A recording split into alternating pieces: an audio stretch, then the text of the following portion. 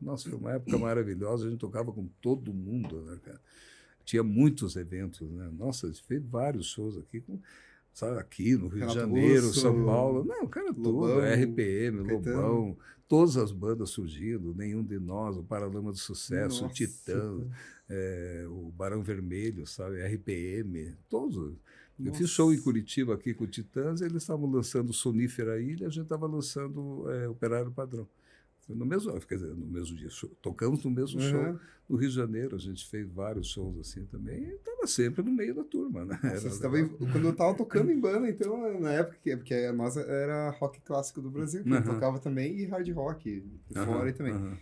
E era bem essa época que a gente começou a pegar essas bandas brasileiras para tocar. Ira também, o Ira, né? Mas o que aconteceu, na verdade, e aí não vai nenhuma crítica a nada, o roqueiro, ele não é muito, nunca foi muito unido. Esse é um problema sério, sabe? É diferente do sertanejo. O sertanejo, porque desde a época do caipira, eles eram mais unidos. Eles tinham um tipo de união diferente. O sertanejo, que eu acompanhei bem, porque quem praticamente fez a migração do caipira para o sertanejo foi o Pisca, que é o maior produtor de rock do Brasil. A gente já gravou música dele, foi sucesso. Ele tocava, aliás, ele que criou coisas por exemplo, por dia nascer, ele que fez aquelas frases, ele tocou e produziu a Gal Costa, eu vi ele produzindo o Ney Mato Grosso, gravando no estúdio, ele é assim, cara, top, um dos caras mais... E eu me lembro, por exemplo, de ele ia muito para São Paulo, com ele e tudo, ele pegava, por exemplo, vamos lá no estúdio que eu vou gravar hoje. Tá? E era uma dupla sertaneja. Eu falei, Pisca, você é roqueiro de Pink Floyd, de Purple, não sei o quê. Não, mas ele é tudo elétrico assim. Cara, a primeira vez que eu fui, ele chegou lá com uma pendrive naquela época, aqueles discos de disquete de 3,5. Então, pôs lá, abriu, cara, parecia uma música parecia um arranjo do Deep Purple. Eu falei, quem que vai gravar? Vai entrar o Rich Blackmore, o John Lord aí? Não, eu falei, não, já é Giovanni. Eu falei, cara, mas é uma dupla sertaneja. Para, Ju, que é? Foi lá baixando, deixando, eles entram aqui, primeira e terceira voz. Cara, eu falei, não acredito. E assim ele fez com o Zezé de Camargo, com não sei o quê, cara, e foi mudando. O caipira foi se eletrificando. E eles muito unidos, cara. Eu sei porque agora, pela Abramos, eu participo de N eventos, sabe? Mesmo a convite do Fernando Sorocaba, não sei o quê, eu estou sempre nos eventos, e a união que eles têm é muito bonita, cara. É muito legal. Isso aí faz com que eles não acabem nunca, né? Porque daí eles eram não sei o quê, daí o universitário, daí não sei o quê. Mas é que o sertanejo ele perdeu um pouco da essência do que ele era, né, Paulo? Não, total. Porque daí, se vê, raiz, né? era aquele negócio mais do sertão mesmo lá atrás. Hoje se puxa lá, teve a época do universitário e foi pro funknejo, eletronejo, agronejo. Tudo. Né? E agora, inclusive, eles estão até fazendo uma volta de novo para eletrificar de novo o caipira, uma coisa mais regional, mais autêntica, e dar ele voltar a pôr o chapéuzinho e tal, não sei o quê, entendeu? Mas são unidos, cara. O primeiro show que teve, assim, de Zezé de Camargo, Leandro e Leonardo e o Chitãozinho e Chororó, foi eu que fiz, cara. Eu fiz no campo do Curitiba. Eu ia fazer de rock. O Pisca que ele falou, cara, por que você não faz... Cara, tá todo mundo ouvindo sertanejo, ou ninguém mais ouve rock, cara. E daí foi, cara. Foi o primeiro show, fui eu que inventei. Não seria o show Amigos hoje, né? Entendeu? Paulo, você acha que dá para viver de música no Brasil? Cara, eu vou ser bem franco assim, vou te falar uma coisa, você vai entender o que eu vou falar. É como você dizer, você vai viver de medicina, você vai viver de jogar futebol, você vai viver... É a mesma coisa, cara. Alguns vão viver bem. Outros vão sobreviver e tem aqueles que não vão nunca chegar a nada. Essa é a verdade.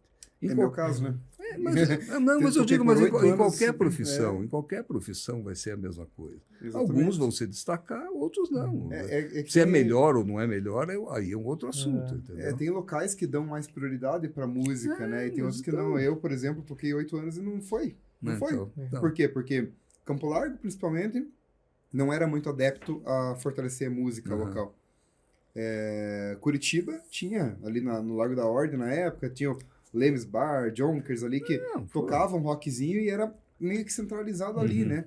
Quem quisesse fazer sucesso tinha que ir para São Eu Paulo. tive. Nós tivemos o bar na Jaime Reis ali, cara. Cara, pra você ter uma ideia, no nosso bar, na época ali, que parava aquele Largo da Ordem, sabe onde é Jaime Reis? É quase em frente às ruínas ali. Cara, no nosso bar teve o Caetano Veloso, teve o Renato Russo, por Legião Urbana, Lobão, todo mundo ia lá, dava canja, tocava em Curitiba, vão lá no bar do Blindagem.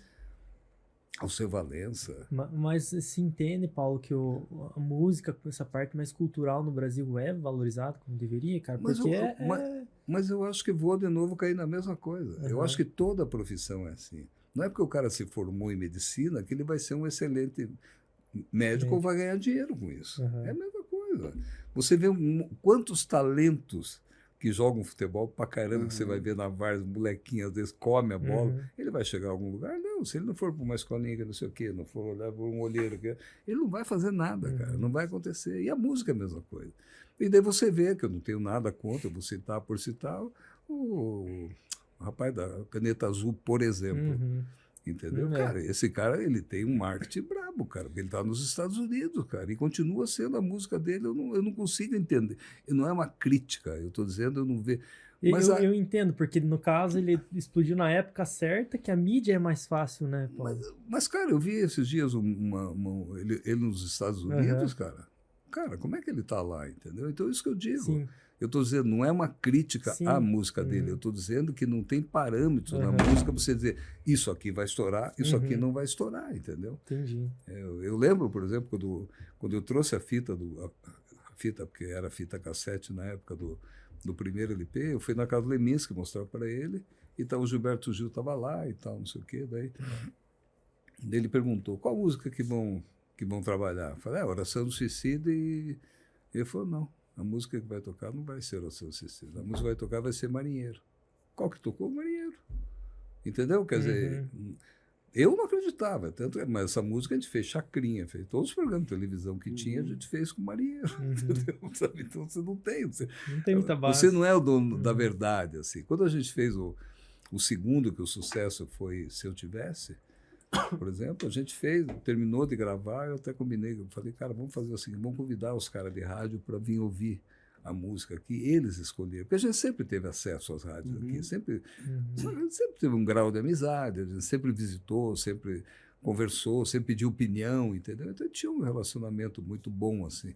E o que nós fizemos? Falamos com o estúdio, marcamos um churrasco, né, carne de primeiro, uísque legal e tal, e eu convidei o cara da rádio, ele achando que só ele era convidado. Não, eu convidei o diretor artístico de todas as rádios. Né? E chegaram todos lá, daí não podiam. Saca? Daí, descontraíam e tal, não sei o que. Eu falei, galera, para criar sucesso, a gente tem que fabricar o sucesso, entendeu? Vamos fazer o seguinte, vamos todo mundo lá para o estúdio, vamos ouvir a música, vamos ouvir o LP, vocês escolhem qual música. Porque você não sabe o que vai acontecer, que sempre acontecia, você chegava com o LP, e daí ele perguntava, qual que é a música de trabalho? Sei lá qual é a música de trabalho. Daí um escolhia uma música, outro escolhia outra. Entendeu? E eu já tinha falado para o cara, pode fazer as cópiazinhas se eu tivesse, que vai ser essa. Ah, não deu outra. Por quê? Porque eu já tinha conversado com o pessoal de rádio.